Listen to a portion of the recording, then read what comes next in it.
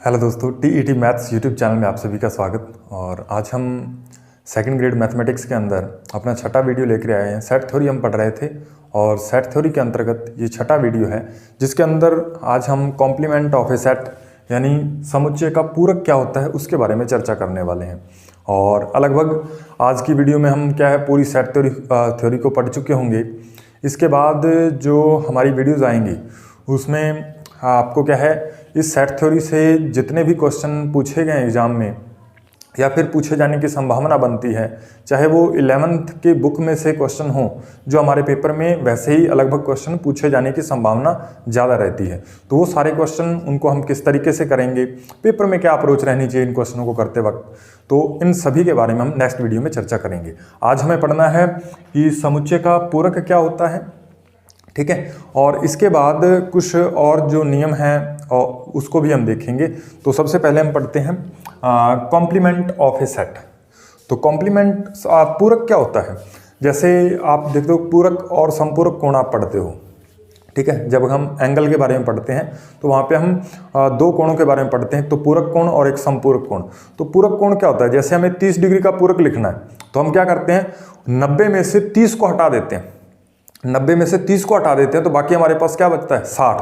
तो 30 का पूरक कोण क्या हुआ 60 हुआ, ठीक है। जैसे यहाँ पे आप देखिएगा, जैसे हम पूरक कोण की बात कर रहे हैं, हमें 30 डिग्री का पूरक कोण लिखना है, 30 डिग्री का पूरक कोण लिखना है, 30 डिग्री का पूरक कोण। अब 30 डिग्री का पूरक कोण लिखने के लिए हम क्या करते हैं 90 डिग्री में से क्या करते हैं 30 डिग्री को घटा देते हैं, बाकी जो हमारे पास बचता है 60 डिग्री, ये क्या होता है हमारे पास 30 डिग्री का पूरक कोण होता है। उम्मीद है कि ये बात आपको समझ में आ रही होगी। और यदि हमें 60 का पूरक लिखना है तो वो क्या होगा 30 डिग्री होगा, ठीक है। ऐसे ही हमारे पास क्या है सेट के अंदर हम एक यूनिवर्सल सेट लेंगे, सेट के अंदर हम एक यूनिवर्सल सेट लेंगे और फिर उसमें से कोई सबसेट निकालेंगे और उस सबसेट का जिसका हमें पूरक लिखना है, यदि हम उसका पूरक लिखना चाहते हैं तो उस सेट को ही हम हटा देंगे। जो हमने सबसेट लिया है उस सबसेट को हटा के बाकी जो भी हमारे पास यूनिवर्सल सेट में बचेगा वो क्या कहलाएगा हमारे पास उसका जो हमने सेट लिया था यानी सबसेट लिया था वो उसका क्या है पूरक है। इसको समझिएगा आप इस तरीके से कि यहाँ पे मैं क्या है ए कोई सबसेट ले रहा हूँ यूनिवर्सल सेट का, ठीक है। A is the subset of universal set. तो मुझे इसका क्या है ए का पूरक लिखना है और पूरक को हम क्या करते हैं ए के ऊपर इस तरह का डैश का साइन लगाते हैं, ए के ऊपर इस तरह का डैश का साइन लगाते हैं। तो इसको हम क्या पढ़ेंगे ए का पूरक, ठीक है, ए का पूरक समुच्चय। तो इसको यदि मैं लिखना चाहता हूं तो मुझे इसको रोस्टर फॉर्म में इस तरह से मैं बता सकता हूं कि x जो है इस पूरक समुच्चय का एक एलिमेंट है और such that x belongs to u, ठीक है। यानी x जो है वो सार्वत्रिक समुच्चय में होना चाहिए, ठीक है। और x not belongs to a, यानी a के अंदर नहीं होना चाहिए। यानी x जो है वो u का तो एलिमेंट हो सकता है लेकिन a का एलिमेंट नहीं हो सकता। देखिएगा इसको अभी हमारे पास समझने के लिए हम इसकी क्या है वेन डायग्राम बनाते हैं ताकि हम इस बात को थोड़ा और भी क्लियर तरीके से समझ सकें। तो सबसे पहले हम यहाँ पे एक वेन डायग्राम इसका लिखते हैं। आप देखिएगा इसका वेन डायग्राम क्या होता है। सबसे पहले हमने क्या लिखा, एक यूनिवर्सल सेट लिखा, फिर हम इसके एग्जाम्पल भी देखेंगे। ये हमने यूनिवर्सल सेट लिखा, ये हमारे पास यूनिवर्सल सेट है और इस यूनिवर्सल सेट के अंदर हमें ए सेट हमने दिखा दिया कि यहाँ पे हमारे पास ये हमारे पास जो लिखा हुआ है ये क्या है ए सेट है हमारे पास। ये हमने यूनिवर्सल सेट लिखा, इसके अंदर क्या है एक इसका सबसेट ए दिखा दिया कि ये क्या है इसका सबसेट है यूनिवर्सल सेट का। अब हमें ए का पूरक लिखना है, ए का पूरक यानी ए डैश हमें फाइंड करना है। ए डैश कैसे आएगा वो आप देखिए, ए डैश कौन सा एरिया होगा। तो मैंने अभी आपको क्या बताया कि x जो है वो u का एलिमेंट तो होना चाहिए लेकिन a का एलिमेंट नहीं होना चाहिए। मतलब a जो सेट है उसको हमें पूरी तरह से हटा देना होगा, बाकी जो भी एलिमेंट बचेंगे वो किस में आएंगे, वो इस u के अंदर आएंगे। जैसे आप देखिएगा ये हमारे पास इतना एरिया जो है, इतना एरिया आप देख रहे हो जितना ए ने ये कवर कर रखा है एरिया, यदि हम ये वाला एरिया यहाँ से हटा दें तो बाकी ये वाला जो हमारे पास एरिया बचेगा, ये इसके चारों तरफ का जो एरिया बचेगा यूनिवर्सल सेट के अंदर वो ही क्या होगा इसका पूरक होगा, ठीक है। तो वो वाला एरिया को मैं प्लस से दिखा देता हूँ।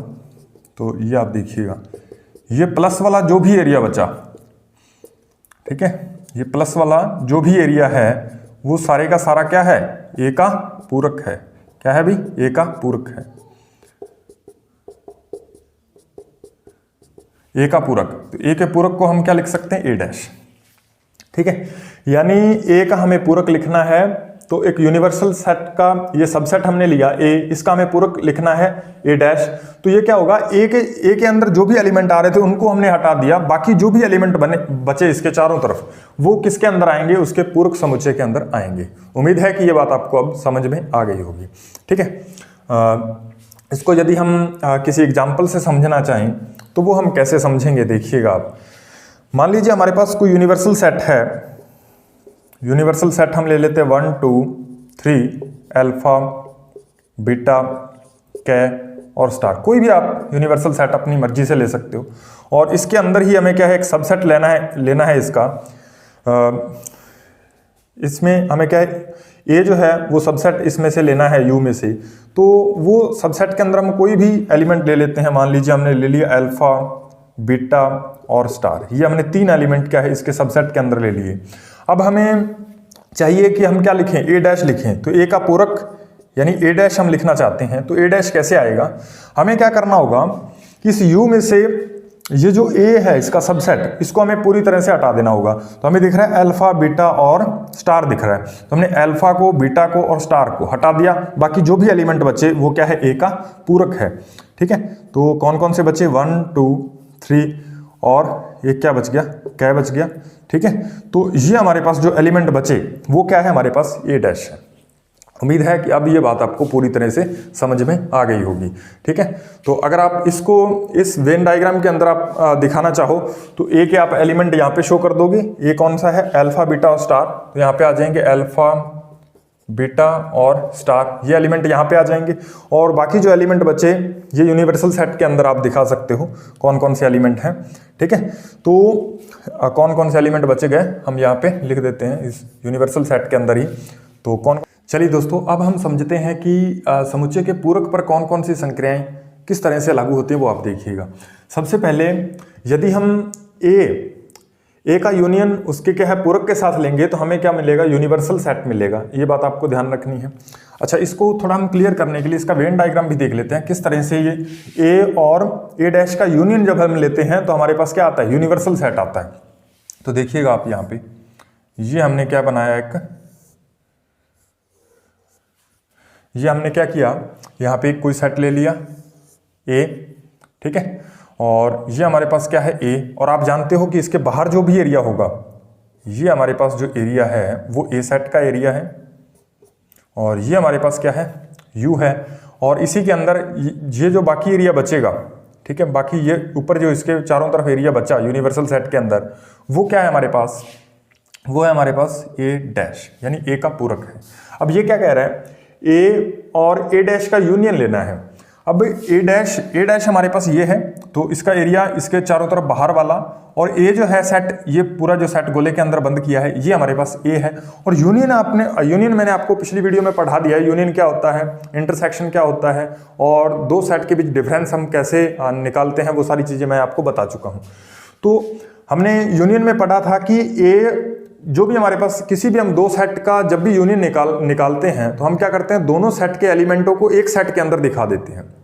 यानी उस सेट के अंदर दोनों सेट में से जो एलिमेंट आ रहे हैं, दोनों सेट में जो एलिमेंट हैं उनको लेकर के, चाहे वो कितने ही एलिमेंट हैं, अलग अलग एलिमेंट जो हैं उनके अंदर, एक अकेले सेट के अंदर, उन सेट के एलिमेंट को लेकर के हम एक सेट बनाते थे जिसको हम क्या कहते थे, यूनियन ऑफ सेट्स, ठीक है, यूनियन सेट हम कहते थे।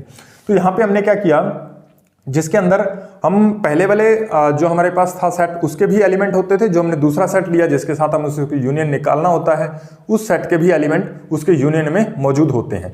अब यहाँ पे हमें क्या करना है, एक तो हमें ए सेट दिख रहा है, एक हमें ए डैश सेट, ये इसके चारों तरफ, और ये ए सेट जो इस गोले के अंदर बंद है, ठीक है। अब हमें क्या करना है, इन दोनों का इंटरसेक्शन लेना है। इंटरसेक्शन का मतलब इन दोनों इंटरसेक्शन नहीं, यूनियन हमें निकालना है। तो जब हम इसका यूनियन निकालेंगे तो हमें इस ए डैश के एलिमेंट भी चाहिए होंगे और ए के भी एलिमेंट चाहिए होंगे। ठीक है, तो इन दोनों का इंटरसेक्शन जब निकालेंगे तो इसमें ये ऊपर वाला हिस्सा भी आएगा और इसके बीच वाला हिस्सा भी आएगा। ठीक है भाई, इसके बीच वाला हिस्सा भी हम शामिल करेंगे तो ये जो है वो एरिया पूरी तरह क्या बनेगा, ये हमारे पास बनेगा, ये यूनिवर्सल सेट ही बन जाएगा। यानी जब हम ए यूनियन ए डैश निकालेंगे तो ये किसके बराबर आएगा, यूनियन सेट के बराबर आएगा। क्यों, क्योंकि इसके अंदर हमें ए के एलिमेंट भी शामिल करने हैं और ए डैश के, और ए डैश क्या होता है, इस ए सेट के बाहर जो भी एरिया बच गया उसको हमें शामिल करना और ए सेट खुद को शामिल करेंगे तो ये क्या पूरा यूनियन सेट बन जाएगा। इसलिए हमें इसको किसके बराबर रखना है, यूनियन सेट के बराबर हम इसको लिखते हैं। अब इसको उल्टा हम देखें कि ए और ए डैश का हमें क्या करना है, इंटरसेक्शन लेना है। इंटरसेक्शन में क्या आता है, उसके कॉमन एलिमेंट आते हैं। इसका भी हम डायग्राम यहाँ पे देख लेते हैं, छोटा सा डायग्राम हम बना देते हैं ताकि आसानी से अच्छे से समझ में आ जाए। तो ये हमारे पास क्या है, ए है, ए सेट, और इसके बाहर आप जानते हो ए डैश होगा और ये हमारे पास यूनिवर्सल सेट है।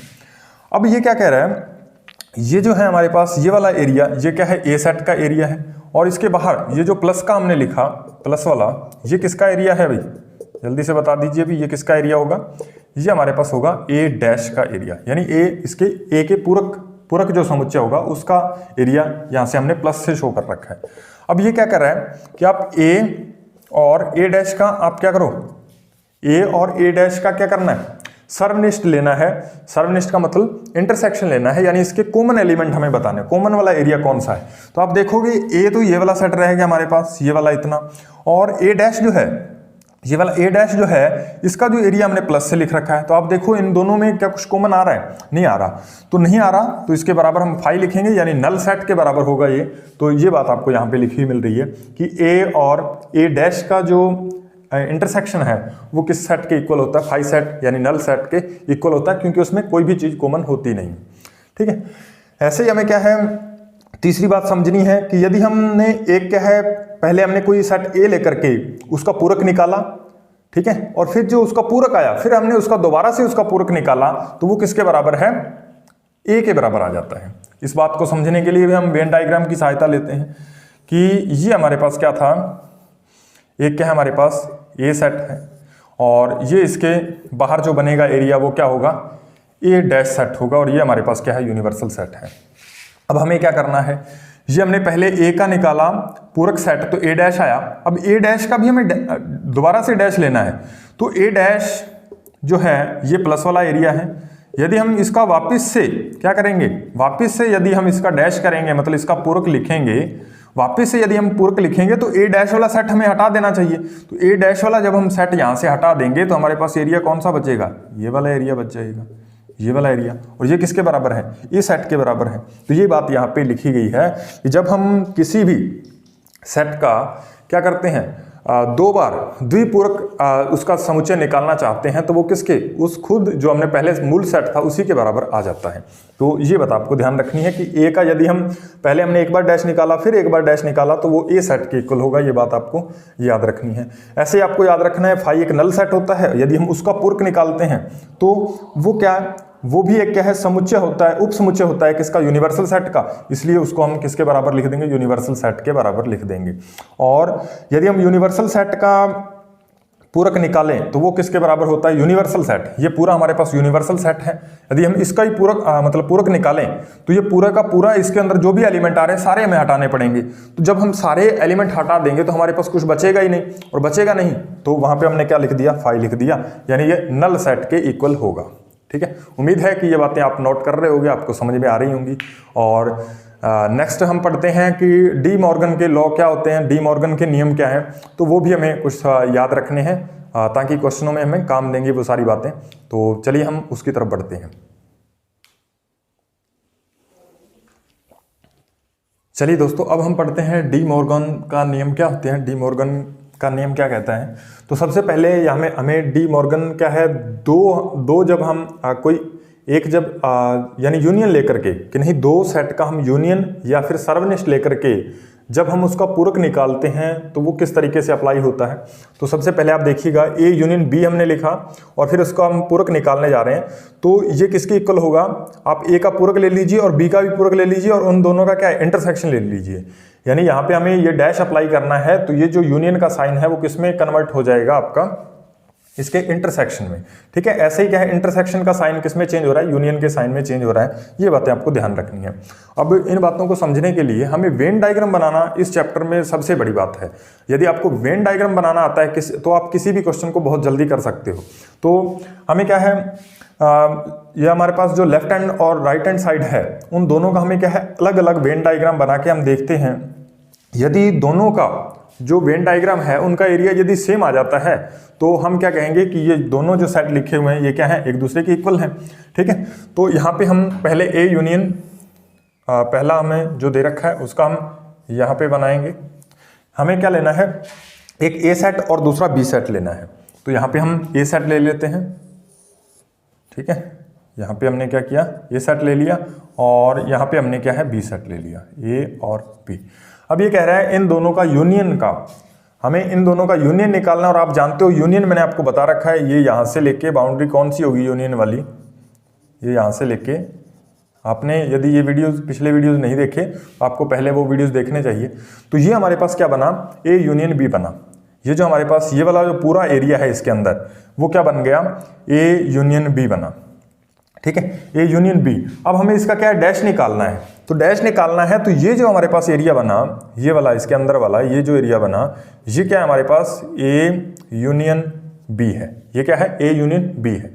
अब ये ए यूनियन बी है और हमें क्या चाहिए, ए यूनियन बी का डैश चाहिए, यानी इसका हमें क्या पूरक निकालना है। तो जब हम पूरक निकालेंगे तो पूरक वाला एरिया जो है वो क्या होता है, यूनिवर्सल सेट के अंदर जो भी एरिया बाकी बचेगा, इस सेट को आप हटा दीजिए, यानी इसके यूनियन जो सेट बना है हमारे पास, इसको हटा दो, तो बाकी ये प्लस वाला जो एरिया बचा वो सारा क्या है, ए यूनियन बी का दूसरा पूरक है।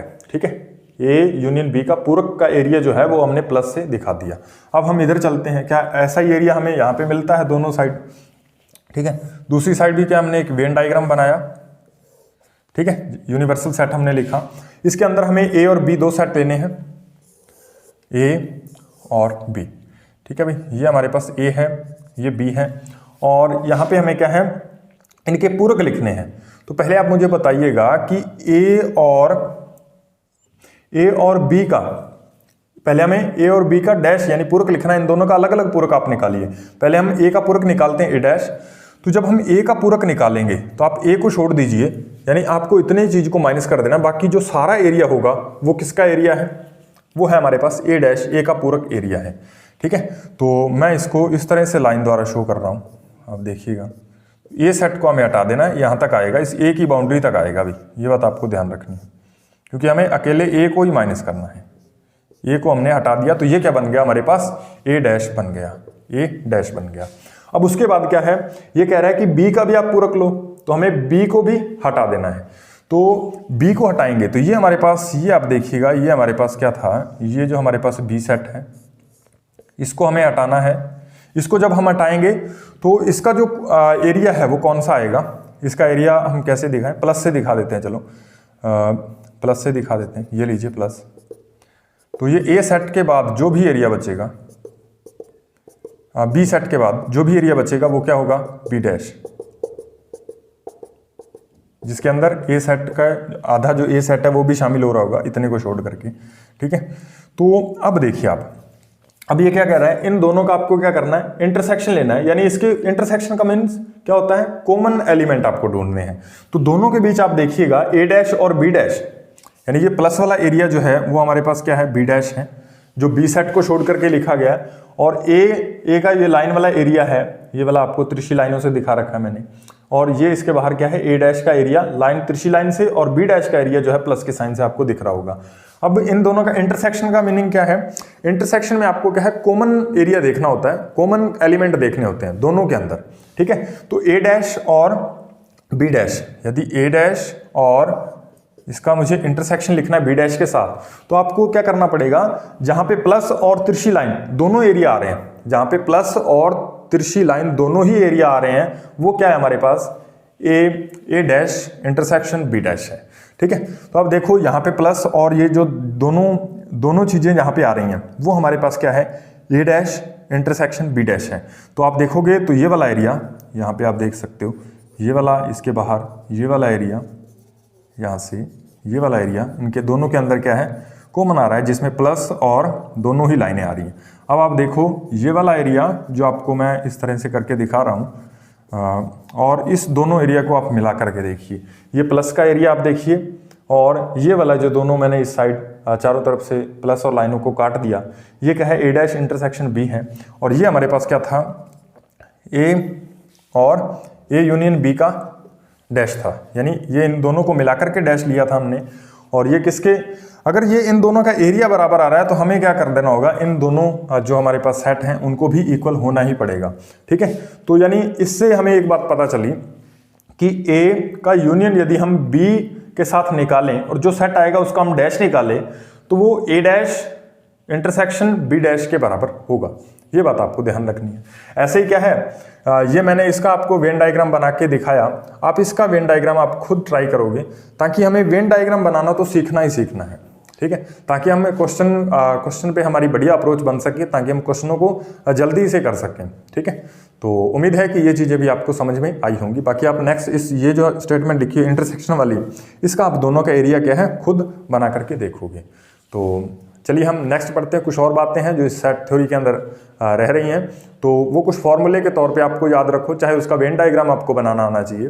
तो दोनों में से कोई भी हमारे पास कोई भी चीज़ हमें याद रह जाती है तो पेपर में हम आसानी से वो क्वेश्चन कर पाएंगे। तो चलिए हम नेक्स्ट बढ़ते हैं आगे की तरफ। चलिए दोस्तों, अब हम इसके दो और नियम हैं जो हमें नियम कह लीजिए, फॉर्मूलाज कह लीजिए, रिजल्ट कह लीजिए, कुछ भी कहिए, आपको बस याद रखने हैं। एक तो क्या है हमारे पास, ये ए यूनियन बी का हमें क्या है, इसके अंदर जो भी एलिमेंट, ये number of element of set A union B, ठीक है, इस तरीके से आप इसे पढ़ोगे। ये किसके इक्वल होता है, ये ए सेट के अंदर जितने एलिमेंट हैं प्लस जितने बी सेट के अंदर एलिमेंट हैं, और उसमें से हमें माइनस करना पड़ेगा ए इंटरसेक्शन बी के अंदर जितने एलिमेंट हैं उनको हमें घटाना पड़ेगा, ठीक है।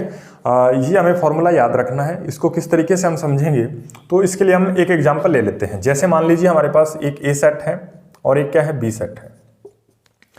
ए सेट के अंदर हमारे पास मान लीजिए एलिमेंट हैं 1 2 4 7 8, ठीक है, और 0 ऐसे कुछ एलिमेंट हैं। मान लीजिए आगे क्या है, 5 लिख लेते हैं, ठीक है। ये हमारे पास एलिमेंट है, आप इनका क्रम चेंज करके लिख सकते हो, कोई दिक्कत नहीं है, सेट वही रहेगा। उसके बाद बी सेट के अंदर हमने कुछ एलिमेंट लिए, जिसके अंदर हमने लिखा 9, ठीक है, और कै लिख दिया, फिर आगे अल्फा लिख दिया, बीटा लिख दिया, ठीक है, और फिर हमने लिखा 4 लिखा और 8 लिख दिया। मान लीजिए ये हमारे पास क्या है, ए सेट है और ये बी सेट है। इनके अंदर एलिमेंट जो है, ए सेट के अंदर 1 2 3 4 5 6 7 एलिमेंट हैं। इसके अंदर 1 2 3 4 5 6 एलिमेंट हैं। बी सेट के अंदर 6 एलिमेंट हैं। तो जब हम यहाँ पे देखेंगे तो ए सेट के अंदर कितने एलिमेंट आ रहे हैं, कितने आ रहे हैं, यदि आप देखोगे इनका ए पहले हम लिख लेते हैं, ए यूनियन बी लिखते हैं, उसके बाद हम देखते हैं क्या होता है। ए यूनियन बी हम लिखेंगे तो हमारे पास क्या आएगा, ए और बी के बीच आने वाले एलिमेंट यहाँ पे आ जाएंगे इसके यूनियन के अंदर। तो पहले आएगा 1, फिर 2 आएगा, 4 आएगा, फिर 5 आएगा, ठीक है, और फिर 0 भी आएगा, 7 भी आएगा, 8 भी आएगा, ठीक है। उसके बाद 9 भी आएगा क्योंकि नया एलिमेंट है, और कै भी आएगा, और फिर अल्फा भी आएगा, बीटा भी आएगा, और ये 4 जो है वो पहले आ चुका है, 8 भी पहले आ चुका है, तो दोबारा से इनको रिपीट हम नहीं करेंगे। तो ये हमने क्या लिख दिया, ए यूनियन बी लिख दिया। हमने क्या किया, एक सेट ए लिखा, एक सेट बी लिखा, और एक ए यूनियन बी लिख दिया। तीसरा सेट हमने ए यूनियन बी निकाला, तो वो हमारे पास ये आया। अब यहाँ पे हम देखते हैं तो यहाँ पे हमारे पास एलिमेंट जो है वो कितने आ रहे हैं, 1 2 3 4 5 6 7। तो यहाँ पे हमें कितने एलिमेंट मिल रहे हैं, 7। यहाँ पे देखते हैं 1 2 3 4 5 6, तो यहाँ पे हमें कितने एलिमेंट मिल रहे हैं, 6, ठीक है। तो यहाँ पे ए यूनियन बी के अंदर हम एलिमेंट जब हम देखेंगे तो 1 2 3 4 5 6 7 8 9 10 और 11, कितने एलिमेंट हमें मिले, 11। जबकि यहाँ पे आप इन दोनों को जोड़ो तो ये कितने हो रहे हैं, 13 एलिमेंट। ए और बी को जोड़ते हैं तो कितने एलिमेंट हमें मिलने चाहिए थे, 13, लेकिन यहाँ पे हमें इसकी यूनियन सेट के अंदर कितने एलिमेंट मिले हैं, 11। इसका क्या कारण है, जब आप देखते हो कि एलिमेंट यहाँ पे, ये आप देखिएगा 4 जो है रिपीट हुआ है, यहाँ पे आप देखोगे 4 जो है वो ए सेट के अंदर आ चुका था, यहाँ पे भी ये दोबारा आया, लेकिन हमने इसके यूनियन के अंदर एक ही बारी से शामिल किया, एक ही बार शामिल किया। अब यहाँ पे आप देखिए ये जो 8 आया था, यहाँ पे भी ये 8 आ चुका था, तो हमने क्या है इस 8 को भी एक ही बार, इसके यूनियन ऑफ सेट जब हम लिखते हैं तो उसके यूनियन सेट में हम एक ही बार एक एलिमेंट को एक ही बार लिखते हैं।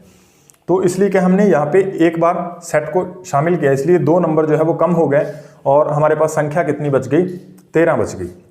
यानी जब भी हमें इनके अंदर ये जो हमारे पास ए और बी सेट है इसके एलिमेंटों को जब हम जोड़ेंगे, ठीक है, और जोड़ेंगे तो हमें जरूरी नहीं है कि ए यूनियन बी में जितने एलिमेंट आ रहे हैं उसके बराबर हमें मिले, उससे ये संख्या कम भी रह सकती है, ठीक है, और बराबर भी हो सकती है लेकिन कम भी रह सकती है। कब बराबर रहेगी कब कम होगी और इसको हम समझते हैं। अब देखिए ये जो 2 एलिमेंट हैं वो कम क्यों हुए, तो आपको क्या करना पड़ेगा, इसका ए इंटरसेक्शन बी निकालना पड़ेगा आपको, ए इंटरसेक्शन बी।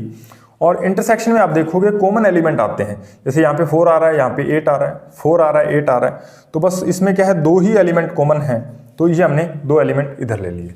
अब आप देखिएगा क्या मैं इस चीज़ को इस तरीके से लिख सकता हूँ कि ये जो हमारे पास आप देखिएगा इसको मैं लिख सकता हूँ 11 बराबर क्या लिखूंगा मैं, 7 + 6 माइनस क्या लिख दूंगा, 2 लिख दूंगा, 7 + 6 - 2। अब यहाँ पे आप देखिए ये क्या है, ये नंबर ऑफ एलिमेंट हैं, ठीक है। अब ये 11 जो एलिमेंट हैं वो किसके अंदर हैं, ए यूनियन बी के अंदर।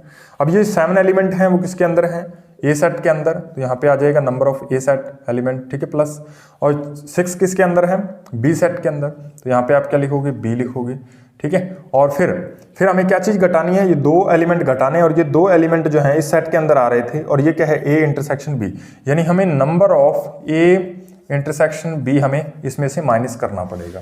तो ये जो हमारे पास फॉर्मूला बना, यही आपका पहले नंबर का फॉर्मूला है जो आपको याद रखना है, ये वाला फॉर्मूला, ठीक है। ये आप देखिएगा तो ये किस तरीके से आता है, ये मैंने आपको प्रॉपर इसके 2 एग्जाम्पल लेकर के आपको समझा दिया है। इसके अंदर क्या है, आपको ए और बी सेट लेना है, तो जब भी आप उसका क्या है नंबर ऑफ आप निकालोगे एलिमेंट उसके यूनियन सेट के अंदर, तो वो किसके बराबर, एक तो अकेले ए सेट के अंदर जितने एलिमेंट हैं और बी सेट के अंदर जितने एलिमेंट आ रहे हैं उसमें से हमें क्या चीज़ माइनस करनी पड़ेगी, उस दोनों में कॉमन आने वाले एलिमेंट को हमें क्या है हटाना पड़ेगा। जैसे क्योंकि कॉमन जो है वो 2 बार हम इसके अंदर काउंट नहीं कर सकते, यूनियन के अंदर एक एलिमेंट को एक ही बार लिखा जाता है, ठीक है, सेम एलिमेंट को हम दोबारा से नहीं लिखते, दोबारा से शो नहीं करते, ठीक है। तो इसलिए क्या है, हमें इसके इंटरसेक्शन लेकर के हमें उस चीज़ को क्या है माइनस करना पड़ेगा, जैसे आप यहाँ पे देख सकते हो इसके इंटरसेक्शन को हमें माइनस करना पड़ेगा, ठीक है। तो इस तरीके से आप इसे लिखोगे। इसको आप वेन डायग्राम के जरिए समझना चाहो तो वैसे भी समझ सकते हो, कोई दिक्कत नहीं है, ठीक है। तो यहाँ पे आप देखिएगा ये हमने इसका वेन डायग्राम लिया, हमारे पास क्या है, कोई सेट ए है और कोई सेट बी है, ये हमारे पास ए सेट है, ये क्या है, बी सेट है। अब हमें क्या है इसका यूनियन लेना है, यूनियन, ठीक है। तो ए यूनियन बी हम काउंट करेंगे और उसके अंदर हम एलिमेंट देखेंगे, तो ए यूनियन बी का एरिया जो है आप देखोगे ये वाला है हमारे पास, ए यूनियन बी, ये वाला एरिया। अब आप जब ये क्या कह रहे हैं, N A plus N B, यानी एन ए ये वाला एरिया आप देखोगे, ये वाला पूरा ए का एरिया, और ये एन बी यानी ये पूरा एरिया देखोगे आप, तो ये मिलकर के ये एरिया के बराबर नहीं है। क्यों नहीं है आप देखोगे तो यहाँ पे आप देखिए ये वाला जो कॉमन एरिया है, ये जो कॉमन एरिया है ये 2 बार काउंट हो चुका है। आपको यदि नजर आ रहा हो, एक बार हमने इसको ए के अंदर काउंट कर लिया और एक बार बी के अंदर काउंट कर लिया, तो हमें ए यूनियन बी के अंदर ठीक है, इसके अंदर जो एलिमेंट हैं वो ए यूनियन बी के बराबर आए, तो इसके लिए हमें ये जो कॉमन एलिमेंट यहाँ पे इस क्षेत्र के अंदर आ रहे हैं उसको हमें एक बार क्या माइनस करना पड़ेगा, क्योंकि हमने इस जो कॉमन एलिमेंट थे उसको हमने 2 बार काउंट कर लिया, ठीक है। जैसे आप देखिएगा ये ए सेट यहाँ से लेके यहाँ तक आ रहा है और ये बी सेट वापिस यहाँ से लेके यहाँ तक आ रहा है, तो ये वाले जो एरिया है ये 2 बार काउंट हुआ, इसलिए हम क्या है इस एरिया को यहाँ पे क्या माइनस करते हैं। तो उम्मीद है कि अब ये बात आपको समझ में आ गई होगी, ठीक है। जब हम क्वेश्चन करेंगे तो सीधे हम यहाँ पे ए के एलिमेंट लिखेंगे, बी के एलिमेंट लिखेंगे और यहाँ पे इनका इंटरसेक्शन जितने भी कॉमन एलिमेंट है यहाँ पे आ जाएंगे और फिर उसको हम हटा करके घटा करके क्या है माइनस कर देंगे एक बार इनके इंटरसेक्शन के जो भी एलिमेंट हैं, तो फिर हमारे पास क्या आ जाएगा, इसके यूनियन के कितने एलिमेंट हैं वो चीज़ हमारे सामने आ जाएगी। अब ऐसा ही एक फॉर्मूला है। अच्छा, इसमें आप एक बात और ध्यान रखिएगा, यदि हमारे पास ए और बी सेट के अंदर कोई भी चीज़ कॉमन ही नहीं आ रही, ठीक है, यहाँ पे लिख लेते हैं, जैसे मान लीजिए मान लीजिए ये हमारे पास ए सेट है और ये हमारे पास बी सेट है और इसके बीच में कुछ कॉमन ही नहीं है, ठीक है, और ये इसका यूनिवर्सल सेट है। अब जब इसके अंदर कॉमन नहीं होगा, कोई भी चीज कॉमन नहीं आएगी, तो हमारे पास ये जो ए इंटरसेक्शन बी है, ए इंटरसेक्शन बी जो है वो किसके इक्वल होगा, फाई के इक्वल होगा, ठीक है, फाई के इक्वल होगा। एम्प्टी सेट हो जाएगा क्योंकि इसके अंदर जो इसका सर्वनिष्ठ हम निकालेंगे उसके अंदर कोई भी एलिमेंट कॉमन आएगा ही नहीं, और जब कोई भी एलिमेंट कॉमन नहीं आएगा तो हम इसको क्या है, फाई के बराबर शो कर सकते हैं, यानी इसका जो सेट बनेगा उसके एक नल सेट बनेगा, एम्प्टी सेट बनेगा, यानी उसके अंदर 0 एलिमेंट होंगे। तो जब नंबर ऑफ एलिमेंट 0 आ जाएंगे इस कंडीशन में, कौन सी कंडीशन में, जब हमारे पास ए इंटरसेक्शन बी जो है वो फाई के इक्वल हो, तब हमारे पास जो इसका फॉर्मूला बनेगा वो क्या बनेगा अभी, कहाँ पे लिखें अभी, यहाँ पे लिख देते हैं। तो वो हमारे पास फॉर्मूला बन जाएगा, ठीक है, इनके यूनियन के जो एलिमेंट हैं वो N A plus N B के इक्वल आ जाएंगे, ठीक है, यानी जो भी हमारे पास ए सेट के एलिमेंट होंगे और बी सेट के एलिमेंट होंगे उनको सीधा डायरेक्ट जोड़ करके हम क्या है उनके यूनियन के एलिमेंट फाइंड कर सकते हैं। तो ये बात आपको ध्यान रखनी है कि यदि हमारे पास इंटरसेक्शन में कोई भी दोनों में कॉमन चीज नहीं है तब तो हमारे पास फॉर्मूला सिर्फ इतना रहेगा, इससे इधर वाला ये वाला फॉर्मूला। जब हमारे पास कोई चीज कॉमन आ रही है, यानी ये कॉमन एरिया आ रहा है, तो हमें उसको एक बार माइनस करना पड़ेगा, तो उसके इंटरसेक्शन को हम क्या करेंगे, एक बार माइनस कर देंगे। तो ये बात आपको ध्यान रखनी है। ऐसे ही हमारे पास क्या है, ये वाला फॉर्मूला है, ये भी आपको ध्यान रखना है, ये वाला फॉर्मूला आप ध्यान रखोगे भी, ठीक है। ये हमारे पास दूसरा फॉर्मूला है, ये हमारे पास पहला फॉर्मूला था। क्वेश्चन जब हम करेंगे तो ये बहुत काम आने वाले हैं, चाहे तो आप फॉर्मूले से कर लीजिए अगर आपको फॉर्मूला याद है। अगर आपको फॉर्मूला याद नहीं तो आप इस तरीके से वेन डायग्राम बनाओगे और उसके जरिए आप क्वेश्चनों को हल करोगे। वो किस तरीके से हम करते हैं वो नेक्स्ट वीडियो में हम देखेंगे, क्वेश्चनों को हम किस तरह से सॉल्व करते हैं। अब इसमें आप देखिएगा कि यदि हमारे पास इस तरह से 3 बार यूनियन लिखा हुआ आ जाए तो उसका फॉर्मूला क्या होता है, N A plus N B plus N C आएगा, यहाँ पे भी एन सी, ठीक है, और माइनस क्या आएगा, एन ए इंटरसेक्शन बी आएगा, फिर एन क्या आएगा, बी इंटरसेक्शन सी, फिर क्या आएगा ये वाला ए इंटरसेक्शन सी, और फिर इन तीनों का इंटरसेक्शन जो है वो इस तरीके से लिखा जाएगा। तो अब इन फॉर्मूलों को आप नोट कर लीजिए। और सेट थ्योरी में हमारे पास जो थ्योरी है, थ्योरेटिकल पोर्शन है, वो इतना ही था। अब हम जो है इसके क्वेश्चन देखेंगे, क्वेश्चन हमें किस तरीके से करने हैं। तो यदि आप हमारे चैनल पे नए हैं तो आपको ये चैनल सब्सक्राइब कर लेना चाहिए, ताकि हमारे जो नए आने वाले वीडियोस हैं उसका नोटिफिकेशन आप तक पहुंच पाए।